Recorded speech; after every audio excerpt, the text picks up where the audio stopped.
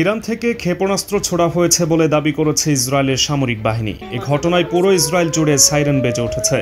সামাজিক মাধ্যমে প্রকাশিত ভিডিওতে দেখা যায় ঝাঁকে ঝাঁকে ব্যালিস্টিক মিসাইল ইসরায়েলের প্রাণকেন্দ্র তেল আবিবে আঘাত হানছে। ইসরায়েলি মিডিয়া বলেছে 400-এর বেশি মিসাইল নিক্ষেপ করেছে ইরান। এক ভিডিওতে দেখা যায় ডজন খানেক ইরানি ব্যালিস্টিক মিসাইল ইসরায়েলের সামরিক ঘাঁটিতে আঘাত হানছে।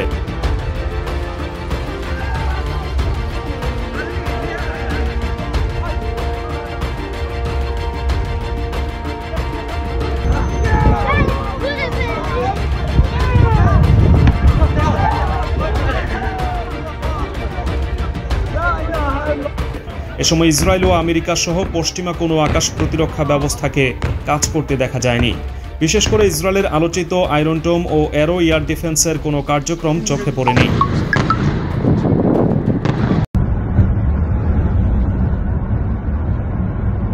হামলায় ক্ষয়ক্ষতির পরিমাণ এখনও জানা যায়নি। আগামী ভিডিওতে আমরা এ নিয়ে বিস্তারিত জানাবো।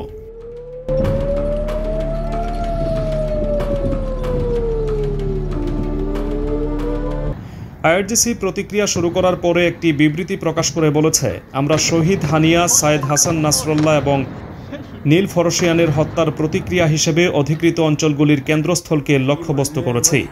বিবৃতিতে ইসরায়েলকে সতর্ক করে ইরানি সেনাবাহিনী বলেছে, যদি ইহুদিবাদী শাসক ইরানের অভিযানের প্রতিশোধ নেয় তবে এটি সহিংস পরিণতির মুখোমুখি হবে এবং আরও কঠিন পাল্টা জবাব দেওয়া হবে। আল জাজিরার খবরে বলা হয়, কিছুক্ষণ আগে ইরান থেকে ইসরায়েলের দিকে ক্ষেপণাস্ত্র ছোড়া হয় বলে এক বিবৃতিতে জানিয়েছে ইসরায়েলি সামরিক বাহিনী। বার্তা সংস্থা রয়টার্স জানিয়েছে, ইরান মিসাইল ছোড়ার পর দখলদার ইসরায়েলের বাণিজ্যিক রাজধানী তেল আবিবে সতর্কতামূলক সাইরেন বেজে ওঠে। এছাড়া সাইরেন শোনা যায় জেরুজালেমেও। ইসরায়েলি প্রতিরক্ষা বাহিনী আইডিএফ নাগরিকদের সতর্ক থাকার এবং সেনাবাহিনীর নির্দেশাবলী সঠিকভাবে অনুসরণ করার আহ্বান জানিয়েছে। এতে আরও বলা হয়, সাইরেন শোনার পর আপনাকে অবশ্যই একটি সুরক্ষিত স্থানে প্রবেশ করতে হবে এবং পরবর্তী নির্দেশ না দেওয়া পর্যন্ত সেখানে অবস্থান করতে হবে।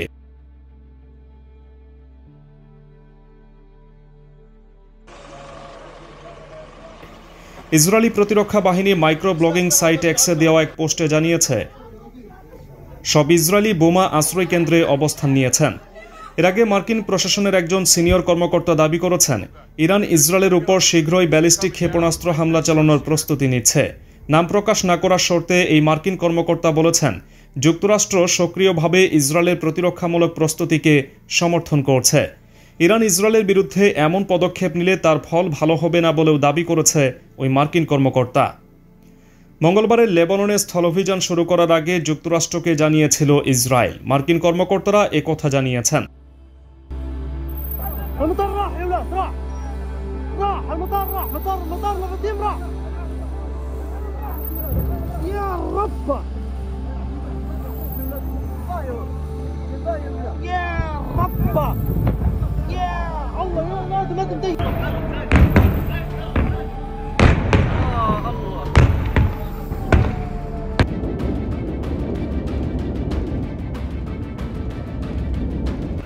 লেবাননের দক্ষিণাঞ্চলের সীমান্তবর্তী গ্রামগুলোয় জোরালো বিমান হামলা চালিয়েছে ইসরায়েলি বাহিনী। ঢুকে পড়ে ইসরায়েলি সেনারাও। এরপর মঙ্গলবার এক বিবৃতিতে লেবাননের দক্ষিণাঞ্চলের গ্রামগুলোয় সুনির্দিষ্ট লক্ষ্যবস্তুতে স্থল অভিযান শুরু করার কথা জানায় ইসরায়েলের সামরিক বাহিনী।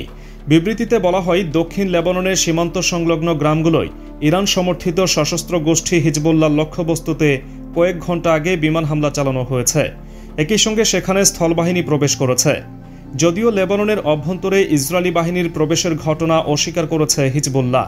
গোষ্ঠীটি জানিয়েছে, আমাদের যোদ্ধা ও ইসরায়েলি সেনাদের মধ্যে সরাসরি কোনো সংঘর্ষ হয়নি, তবে আমরা এমন যুদ্ধের জন্য প্রস্তুত আছি। এদিকে ইসরায়েলি মিডিয়া জানিয়েছে, মধ্য তেল আবিবে 2 সশস্ত্র ফিলিস্তিনি গুলিতে বেশ কয়েকজন ইসরায়েলি বসতি স্থাপনকারী নিহত এবং আরও কয়েক ডজন আহত হয়েছে। এতে 8 জন বসতি স্থাপনকারী নিহত এবং কমপক্ষে 25 জন আহত হয়েছে, যাদের মধ্যে বেশ কয়েকজনের অবস্থা গুরুতর। ইয়াফার আলকোচ স্ট্রিটের একটি ট্রেন স্টেশনে মেশিনগান ব্যবহার করে 2 ফিলিস্তিনি যোদ্ধা দ্বারা পরিচালিত একটি বিপজ্জনক অপারেশন হিসেবে একে ইহুদি মিডিয়া বর্ণনা করেছে।